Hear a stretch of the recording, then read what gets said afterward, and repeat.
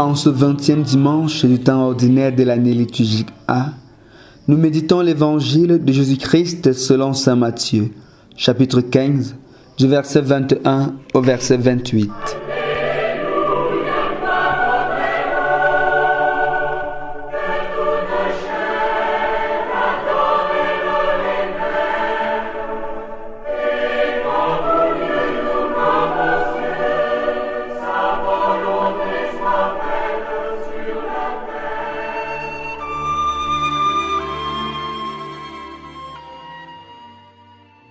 En ce temps-là, partant de Génézareth, Jésus se retira dans la région de Tyr et de Sidon.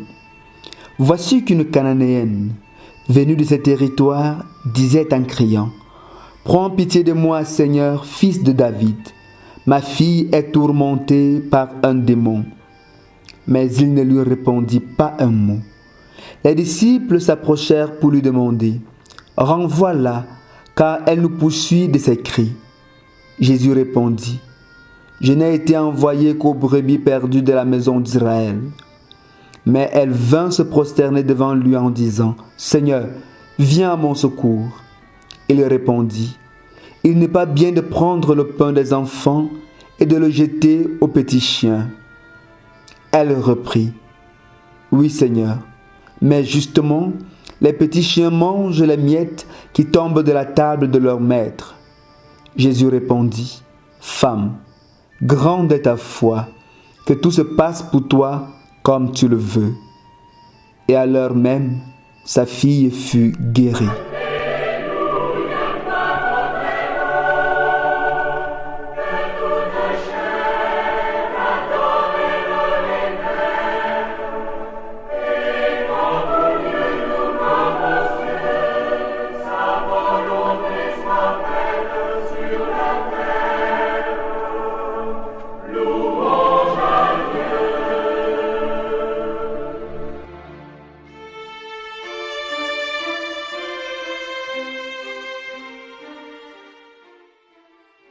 Chers frères et sœurs bien-aimés, les textes de la liturgie de ce 20e dimanche nous donnent de comprendre que Dieu est pour tous et comme tel, il accorde son salut à tous sans distinction de race, peuple et nation.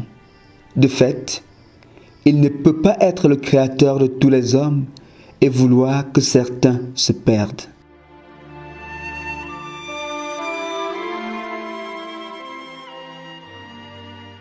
Dans la première lecture, le prophète Isaïe invite le peuple à observer le droit et à pratiquer la justice, puisque son salut va bientôt se révéler. Il précise que ce salut sera accordé à tous, même aux étrangers, pourvu qu'ils soient attachés au Seigneur pour l'honorer, pour aimer son nom et devenir ses serviteurs. Ainsi, il est désormais clair que pour bénéficier du salut de Dieu, il ne suffit pas d'appartenir à un peuple ou à une nation quelconque. Il y a des critères et ceux-ci sont valables pour tous. Pratiquer le droit et observer la justice en s'attachant au Seigneur pour l'honorer, l'aimer et le servir. Voilà ce qui nous donne d'obtenir le salut du Seigneur.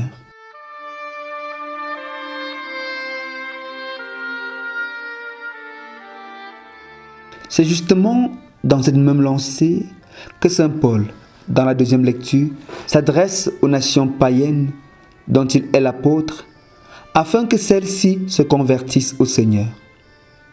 Cela fera du même coup que ceux des Juifs qui se sont éloignés reviennent au Seigneur de tout leur cœur.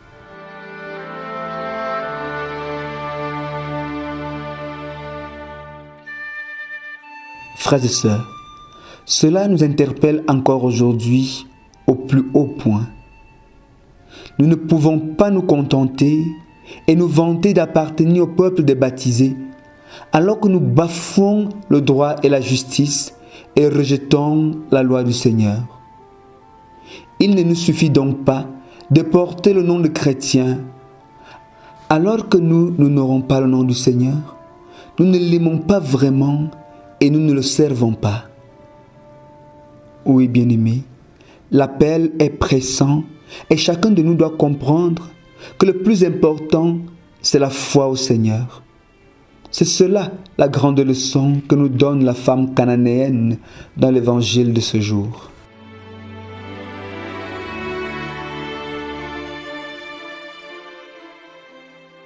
Dans la page de l'évangile que nous écoutons aujourd'hui, en effet, une femme, une cananéenne, qui est donc une païenne, est considérée comme impure aux yeux des Juifs, vient rencontrer Jésus pour lui présenter la situation de sa fille tourmentée par un démon. L'attitude de Jésus est bien surprenante. D'abord, le silence. Ensuite, une parole quand même curieuse. Puisqu'il dit « Il n'est pas bien de prendre le pain des enfants et de le donner aux petits chiens ». Cette parole peut nous choquer si nous ne comprenons pas bien le contexte. Cependant, le plus important à retenir ici, c'est que cette femme, bien que non juive, croit en Jésus. Elle sait qu'il peut lui venir en aide.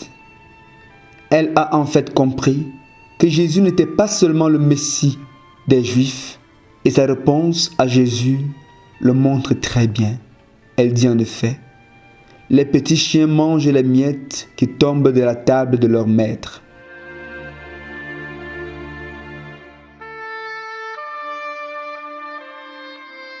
Frères et sœurs, quelle foi, quelle profonde et admirable foi que manifeste cette femme. Le mépris des Juifs, rappelé par Jésus, eux qui considèrent les Cananéens comme des petits chiens, ne l'a pas découragé.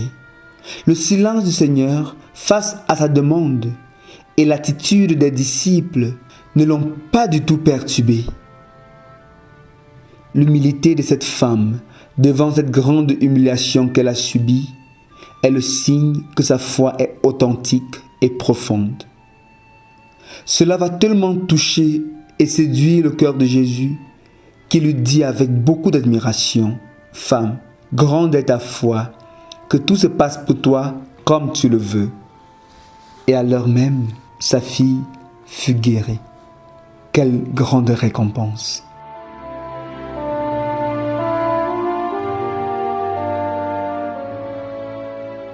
Bien-aimés du Seigneur, voilà que le message est clair pour nous. Le Seigneur ne nous exauce pas en fonction de nos origines et de nos appartenances. En réalité, c'est une prière profonde et persévérante qui touche le cœur de Dieu et nous obtient ses grâces. Finalement, nous pouvons comprendre et retenir trois grandes choses, en méditant les textes de ce jour. La première chose, c'est que Dieu est pour tous. Il nous aime sans distinction. Et la seule chose qu'il attend de nous, c'est une foi vraie et profonde. La seconde chose, c'est que les épreuves que nous endurons vérifient la qualité de notre foi et la purifient si nous restons fidèles au Seigneur. La troisième chose, c'est qu'il nous faut beaucoup d'humilité sur le chemin de la foi. Et cela passe souvent par beaucoup d'humiliation. Oui, frères et sœurs, il faut parfois beaucoup d'humiliation pour un peu d'humilité.